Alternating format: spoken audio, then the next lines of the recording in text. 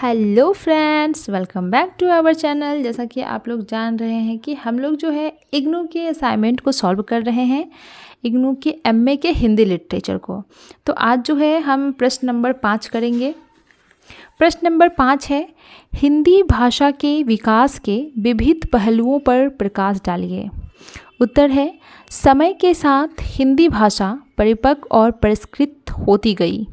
आदिकाल से आरंभ हुई अनवरत विकास यात्रा भक्ति काल और रीतिकाल के रास्ते से होते हुए आधुनिक काल तक जा पहुंची और यह यात्रा निरंतर उत्कर्ष की ओर प्रशस्त हो रही है।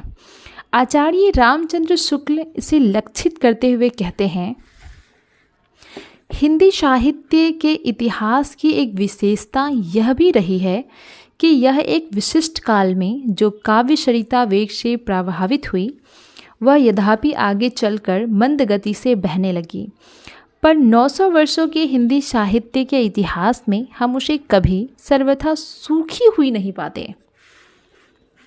कभी एक क्षेत्र की बोली समझे जाने वाली हिंदी आज विकसित और विस्तृत होकर न केवल भारत की प्रमुख भाषा बनी बल्कि संसार में भी अपनी उपस्थिति को दर्ज कराई।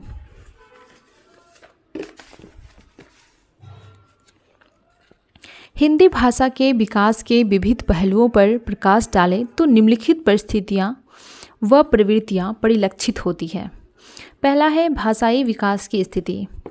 आधुनिक आर्य भाषा हिंदी का आरंभ देव भाषा संस्कृत से मानी जाती है।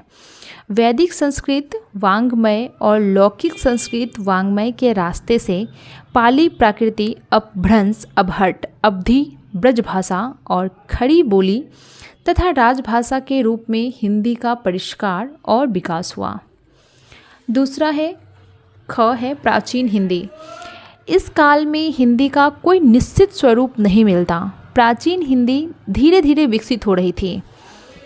पाली, भगवान बुद्ध के उपदेश और बौद्ध धर्म का साहित्य पाली भाषा में रचा गया। यहाँ से हिंदी के भाषिक विकास की प्रक्रिया प्रारंभ होती है। प्राकृत हिंदी भाषा के विकास की एक प्रमुख अवस्था है। भगवान महावीर के उपदेश और जैन धर्म का साहित्य प्राकृत भाषा में मिलता है।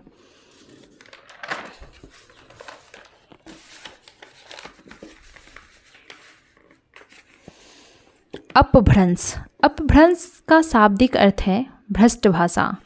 अपभ्रंश के विकास में संस्कृत की देशीय परंपरा के साथ साथ कुछ बाहरी प्रभाव भी शामिल रहे हैं।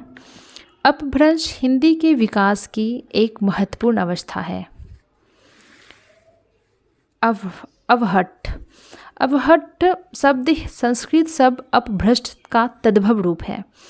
अपभ्रंश और अपभट्ट दोनों शब्द समानार्थी प्रतीत होता है, किंतु अनुसंधानों से अब स्पष्ट हो चुका है कि अपभट्ट केवल एक भाषिक शैली नहीं बल्कि एक स्वतंत्र भाषा है। देसिल बरना सब जन मिठा ते सन जपयों अब भट्टा। ख नंबर है मध्यकालीन हिंदी। मध्यकालीन हिंदी उस समय की भाषा है जब पहली बार हिंदी की बोलियां स्वतंत्र रूप से साहित्य के क्षेत्र में प्रयुक्त होने लगी थी। यद्यपि इस काल में व्यवहारिक स्तर पर हिंदी की सभी बोलियां विकसित हो रही थी, तथापि साहित्यिक स्तर पर अवधि और ब्रज भाषा ने विकास के चरम स्थितियों को छुआ। अवधि मधुर मिठास और राम भक्ति काव्यधारा के साथ हिंदी का सर्वश्रेष्ठ कृति रामचरितमानस अवधि भाषा में ही रचित है। ब्रज भाषा के माध्यम से भक्ति और श्रृंगार जनमानस तक फैला। ब्रज भाषा ने ही सर्वप्रथम हिंदी को राष्ट्रव्यापी स्वरूप प्रदान किया। आधुनिक हिंदी। ग नंबर है आधुनिक हिंदी। नवचेतना और नवजागरण से युक्त आधुनिक काल में विज्ञान और तकनीक के आगमन के पद साहित्य के साथ साथ गद्य साहित्य लेखन की शुरुआत हुई, जिसने कई नवीन साहित्यिक विधाओं, कहानी, उपन्यास, निबंध, समीक्षा आदि को जन्म दिया। संक्षेप में हम यह कह सकते हैं कि आदिकाल से लेकर आधुनिक काल तक हिंदी का विकास अनेक पड़ावों से गुजरते हुए और संस्कृति के समृद्ध परंपरा से जन भाषा के रूप में यह विकास यात्रा अनवरत जारी है।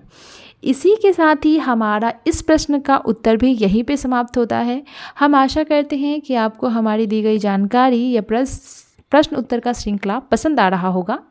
तो प्लीज़ अगर ये आपके लिए थोड़ी सी भी मददगार है तो आप हमें मोटिवेट करें, और मोटिवेट करने के लिए आपको कुछ नहीं करना है, बस इस वीडियो को लाइक करें, दोस्तों के साथ शेयर करें, और चैनल पे नए हैं तो प्लीज़ इसे सब्सक्राइब करें। और अगर आपका कोई भी सुझाव और राय है तो प्लीज़ हमें कमेंट बॉक्स में ज़रूर बताएं। धन्यवाद।